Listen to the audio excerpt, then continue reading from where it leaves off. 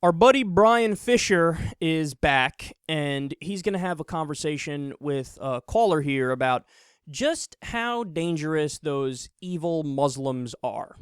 They've got a zone of protection. They're similar to the zone of protection that homosexual activists have. You can't criticize them, or they will come after you, hammer and tongs. And so the same deal.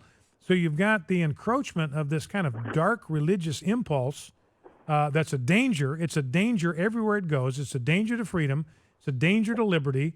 It's a danger to Christianity. It's a danger to women. It's a danger to children. It's a danger to young girls because of genital mutilation that takes place there. Everywhere it goes, it's a cancer. It's a toxin. And yet here it is infiltrating our culture, and you can't criticize it, or you get tagged as a racist and as Islamophobe. Right, and when they built the mosque right next to where the Twin Towers sit, like, that just devastated me, that we would even let that happen. Yeah. Well, and I've said for some time, look, we just have to get serious about recognizing the threat that Islam represents. To me, I'll tell you the parallel I would use. I would say to my friends on the left, look, whatever you think we ought to do to the KKK, that's what we ought to do to Islam.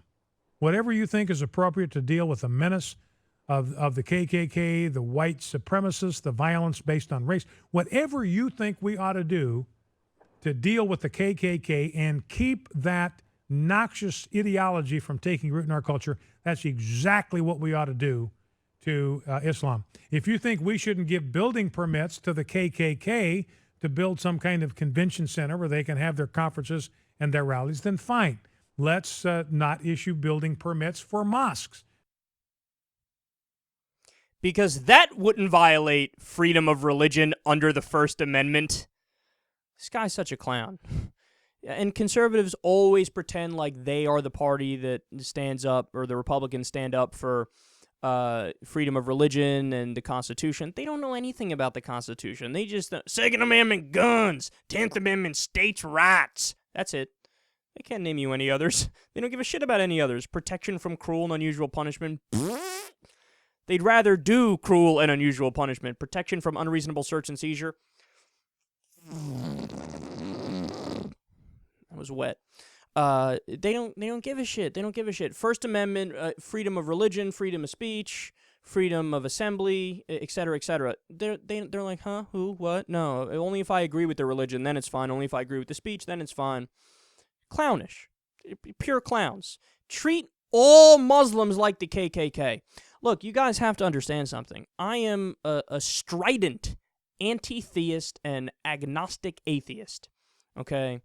So I'm very anti-religion. Look, I may not go as far as, like, I think probably Richard Dawkins would go, or Christopher Hitchens, although I respect those guys completely and I love pretty much all their books. But, like, when they say, well, when a religion is totally gone, then everything will be much better. No, I don't even think that's necessarily the case. I'm cool. I think that maybe anywhere from 5% of the world population to 15%, maybe, they actually might need religion to stop them from fucking going crazy and stabbing and killing everybody. That may be the case. I think some people actually need it as a crutch, right? No doubt that most of the time when people abide by religion, it makes otherwise normal people do horrendous things. But what I think will happen with religion is it'll decline continuously until it bottoms out anywhere from 5% to 15% of the world. And I'm fine with anywhere from 5% to 15% of the world being religious. Some people, again, they need it as that crutch. Most people don't. Some people do. Right now, over 90% of the world is religious. That has to drop. That number has to drop, and we should argue for our position. But when Bryan Fischer says treat all Muslims like the KKK, he's a fucking idiot. He's a clown. Because that's obviously not the case. It's obviously not the case that all Muslims are like a KKK operative. The KKK it's a terrorist organization. A terrorist organization.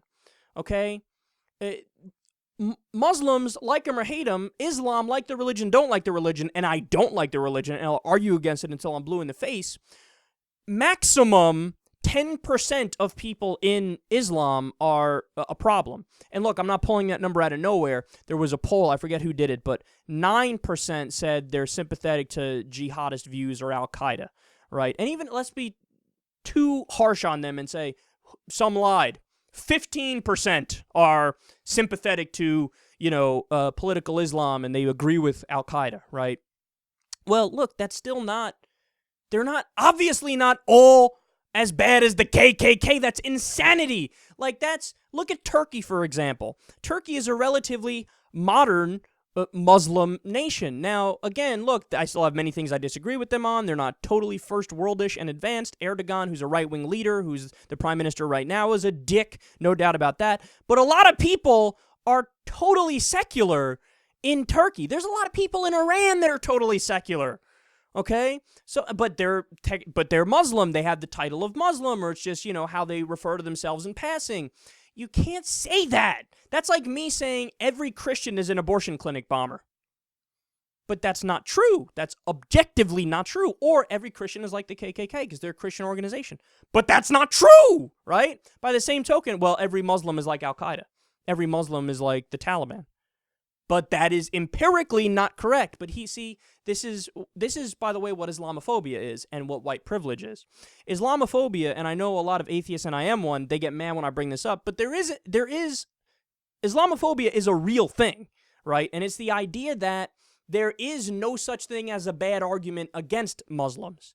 So, like when Bob Beckel said we should ban Muslims from coming to our schools now because of the Boston bombing. Ban all Muslims because 2 were assholes.